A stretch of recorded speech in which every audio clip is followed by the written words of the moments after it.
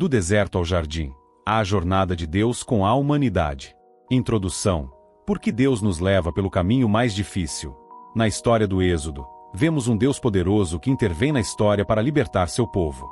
Israel estava preso há séculos em um sistema de opressão, dor e escravidão no Egito.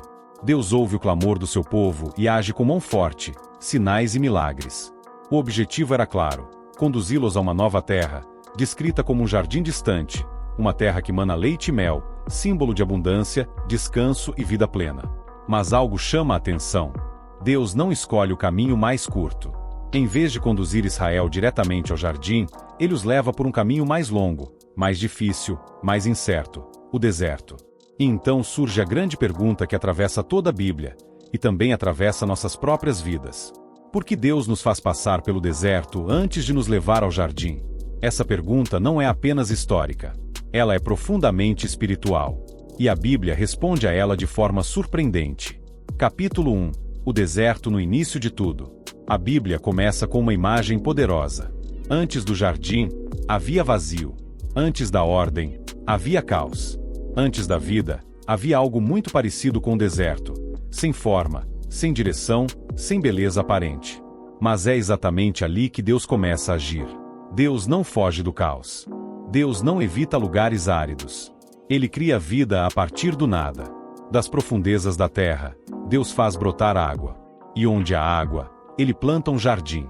Isso nos revela algo fundamental. Deus é especialista em transformar desertos em lugares de vida. Capítulo 2. O jardim como espaço da vida de Deus. O jardim não é apenas um lugar bonito. Ele é um espaço onde tudo existe em dependência direta de Deus. Não há esforço ansioso. Não há medo de faltar. Não há luta por sobrevivência. Tudo flui da presença divina. O jardim representa comunhão com Deus, provisão diária, propósito claro, relacionamentos saudáveis. Viver no jardim não é apenas viver com conforto. É viver conectado à fonte da vida. Capítulo 3. O ser humano formado do pó.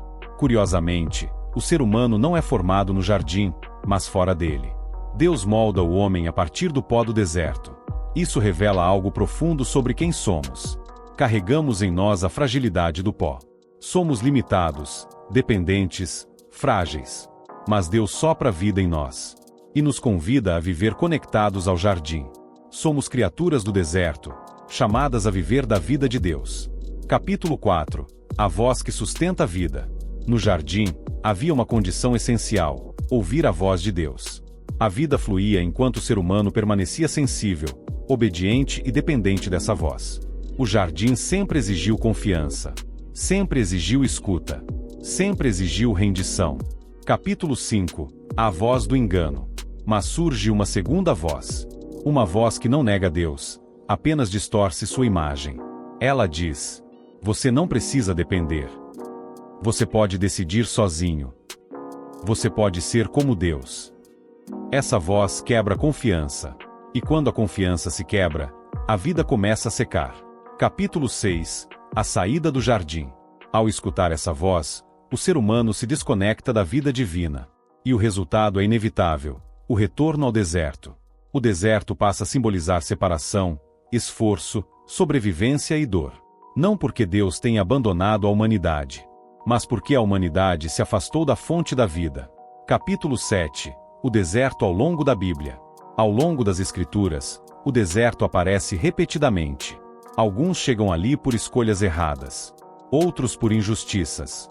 Outros porque Deus os conduz até lá. Mas uma coisa é clara: Deus nunca deixa de falar no deserto. Capítulo 8. Moisés no deserto. Moisés conhecia o palácio, o poder e o prestígio. Mas Deus o leva ao deserto por 40 anos. Ali, Moisés aprende silêncio. Aprende a ouvir. Aprende a depender. O deserto o prepara para libertar uma nação. Capítulo 9. Agar no deserto. Agar foge ferida, humilhada, rejeitada. Ela acha que está sozinha. Mas Deus a encontra. Ele vê sua dor. Ele fala seu nome. No deserto, Agar descobre: Deus é o Deus que vê. Capítulo 10. O deserto após o êxodo. Após a libertação, Deus não conduz Israel diretamente ao jardim. Porque tirar o povo do Egito foi rápido.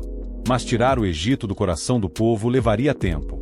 Capítulo 11. O deserto como preparação. O deserto ensina dependência. Ensina confiança diária. Ensina obediência. No jardim, você desfruta. No deserto, você aprende. Capítulo 12. O Deus do pão diário.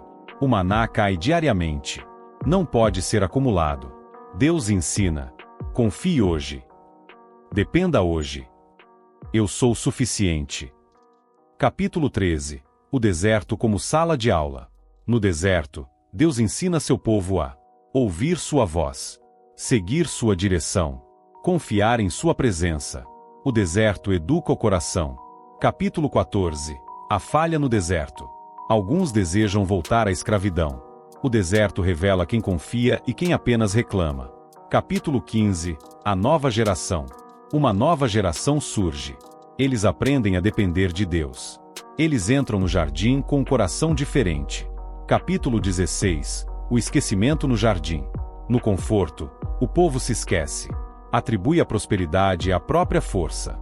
E o deserto retorna, agora como exílio. Capítulo 17. A fidelidade de Deus. Mesmo assim, Deus permanece fiel. Ele não desiste do jardim. Ele não desiste da humanidade. Capítulo 18. Jesus no deserto. Jesus também vai ao deserto. Ele enfrenta fome, tentação e dúvida. Mas ele confia. Ele permanece fiel. Ele vence. Capítulo 19. Jesus, o caminho de volta ao jardim. Jesus anuncia o reino. Ele cura, restaura, alimenta. Ele convida pessoas a viverem novamente como pessoas do jardim. Capítulo 20. O deserto hoje. Hoje, ainda caminhamos. O mundo é árido. Mas Jesus está conosco. Ele nos sustenta.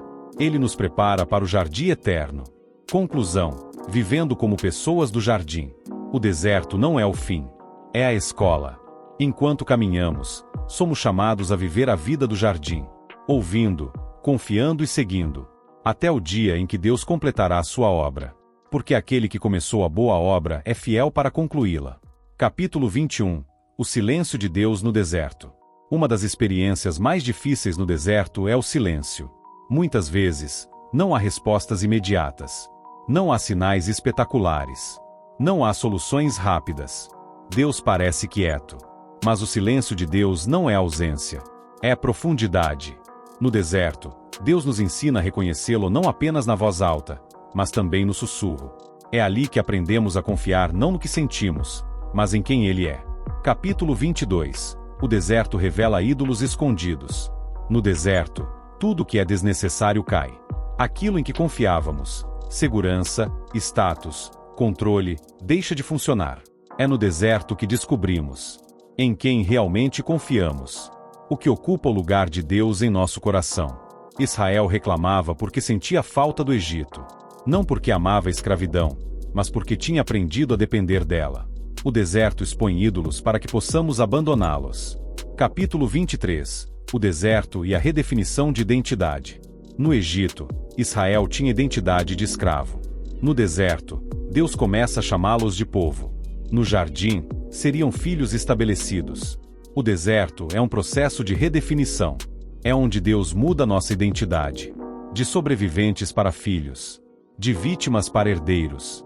De escravos para pessoas livres. Capítulo 24. O tempo de Deus no deserto. Uma das maiores dores do deserto é o tempo. Tudo parece lento. Os dias parecem iguais. Mas Deus trabalha no ritmo da transformação interior, não da ansiedade humana. O que é formado no deserto precisa de profundidade, não de pressa. Capítulo 25. O deserto e a presença visível de Deus. Mesmo no deserto, Deus não abandona seu povo. Ele se manifesta como coluna de fogo à noite, nuvem durante o dia. O ambiente é hostil, mas a presença é constante. O deserto não é prova de abandono. É prova de acompanhamento. Capítulo 26. O deserto como lugar de cura emocional. O deserto não trata apenas de fé, mas também de feridas. Ali, Deus cura traumas da escravidão. Trabalha medos antigos. Restaura a capacidade de confiar. Antes de nos levar ao jardim exterior, Deus deseja curar o jardim interior. Capítulo 27. O deserto ensina discernimento espiritual. No deserto, nem toda voz vem de Deus. Por isso, discernimento se torna essencial. Israel aprende, muitas vezes falhando, a distinguir entre a voz da carne, do medo e do Senhor. O deserto amadurece nossos ouvidos espirituais. Capítulo 28. O deserto e a formação da liderança. Todo líder bíblico passa pelo deserto. Moisés, Elias, Davi, João Batista, Jesus. O deserto forma caráter antes de formar ministério. Forma intimidade antes de autoridade. Capítulo 29. O deserto não é castigo, é processo. Nem todo deserto é consequência de pecado. Às vezes, é consequência de chamado. Deus leva pessoas fiéis ao deserto porque confia nelas. Porque sabe que podem crescer ali. O deserto não diminui, ele prepara. Capítulo 30. O jardim futuro e a esperança final. A Bíblia termina da mesma forma que começa. Com um jardim. Agora, não mais ameaçado. Não mais perdido. Não mais acessível apenas a poucos. No jardim final, Deus habita para sempre com seu povo. Não haverá deserto, dor ou lágrimas. Até lá, caminhamos com esperança. Conclusão final, do deserto à vida plena. O deserto não é um erro no plano de Deus. É parte essencial dele. É onde aprendemos a ouvir, a confiar, a depender. Enquanto caminhamos, somos convidados a viver como pessoas do jardim, mesmo em solo seco, até que Deus complete sua obra. O deserto prepara, o jardim revela, e Deus governa ambos.